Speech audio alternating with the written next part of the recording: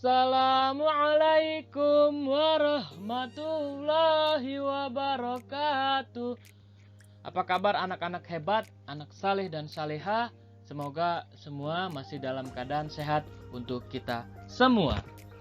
Alhamdulillah hari ini kita bisa berjumpa kembali dalam pembelajaran sebagaimana biasa bersama Bapak Faan Jam'ani.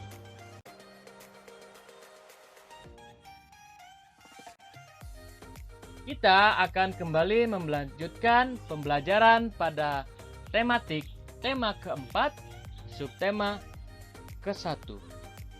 Globalisasi di sekitarku.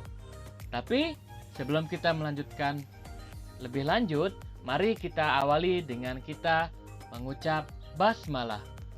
Bismillahirrahmanirrahim. Mari kita simak baik-baik pembelajaran hari ini. Globalisasi merupakan proses penyebaran sesuatu secara meluas hingga ke seluruh dunia. Termaksud pada tempat-tempat wisata di Indonesia, seperti misal Candi Borobudur, beberapa gunung di Indonesia, Taman Nasional Komodo, maupun Pulau Bali. Terkenalnya atau mendunianya beberapa tempat wisata tersebut tidak terlepas dari promosi yang dilakukan di tempat-tempat tersebut. Pemerintah mengiklankan beragam tujuan wisata di Indonesia di luar negeri. Salah satunya yaitu melalui bentuk iklan yang dibuat, seperti halnya reklam. Maka pada kesempatan hari ini kita akan mempelajari tentang macam-macam reklame.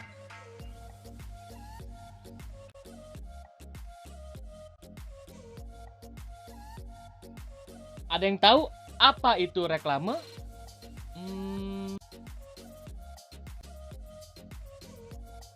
Ya, reklame adalah berasal dari bahasa Latin yang artinya berulang-ulang dan klamo artinya berseru. Jadi reklame merupakan suatu karya seni rupa yang memuat teks dan gambar yang menarik untuk menginformasikan, mengajak, menganjurkan, atau menawarkan produk berupa barang dan jasa. Kemudian, berdasarkan tujuannya, reklame dibedakan menjadi reklame komersial dan reklame non-komersial. Reklame komersial bertujuan menarik perhatian dan menggerakkan keinginan seseorang untuk membeli barang atau menggunakan jasa. Sedangkan reklame non-komersial bertujuan menyampaikan informasi kepada masyarakat untuk menggugah kesadaran masyarakat mengenai suatu hal.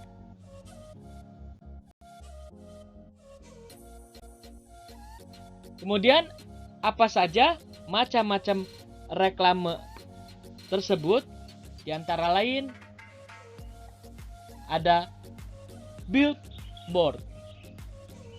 Berukuran besar dan berisi gambar atau tulisan yang bersifat informatif.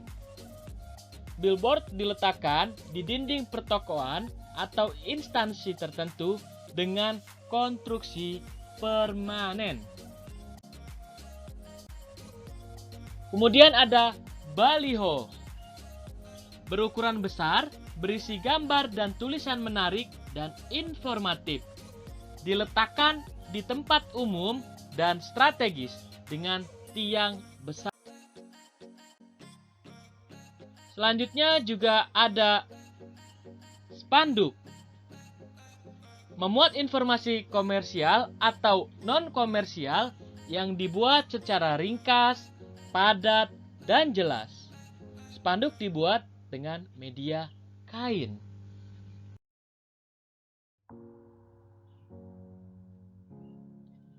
Mobile billboard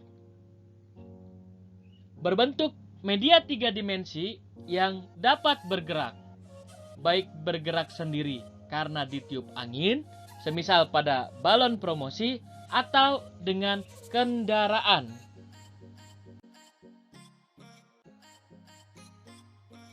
Jenis reklame selanjutnya ada banner. Media promosi yang dicetak dengan cetak digital yang umumnya berbentuk vertikal. Banner merupakan bentuk sederhana dari baliho. Kemudian kita juga mengenal namanya poster, pamflet, dan brosur.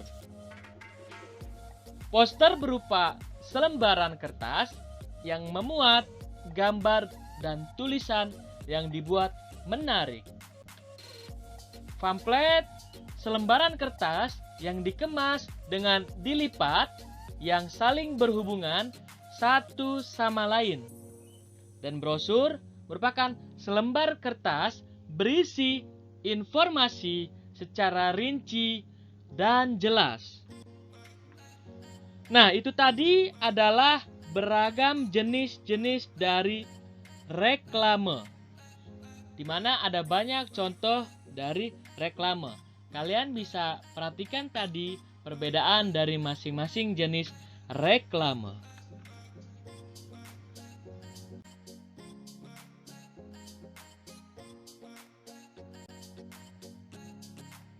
Keragaman jenis juga terjadi pada kehidupan sehari-hari. Maka kali ini kita akan melanjutkan pembahasan mengenai keragaman ekonomi. Di Indonesia terdapat beragam jenis pekerjaan atau profesi. Di antaranya ada pekerja pabrik, montir, nelayan, petugas kebersihan, petugas keamanan, dan guru.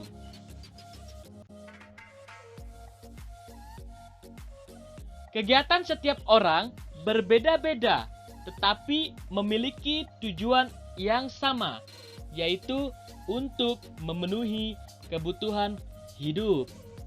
Inilah yang dinamakan kegiatan ekonomi. Globalisasi juga akhirnya menyebabkan keragaman di kehidupan kita, di kehidupan sehari-hari.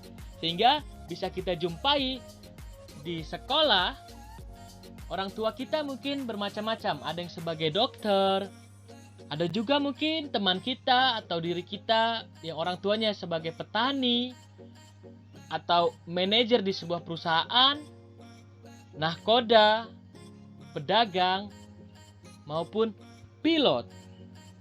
Keragaman jenis pekerjaan atau profesi ini juga karena keragaman bentuk bentang alam, baik daratan, lautan, dataran tinggi, atau dataran rendah yang ada.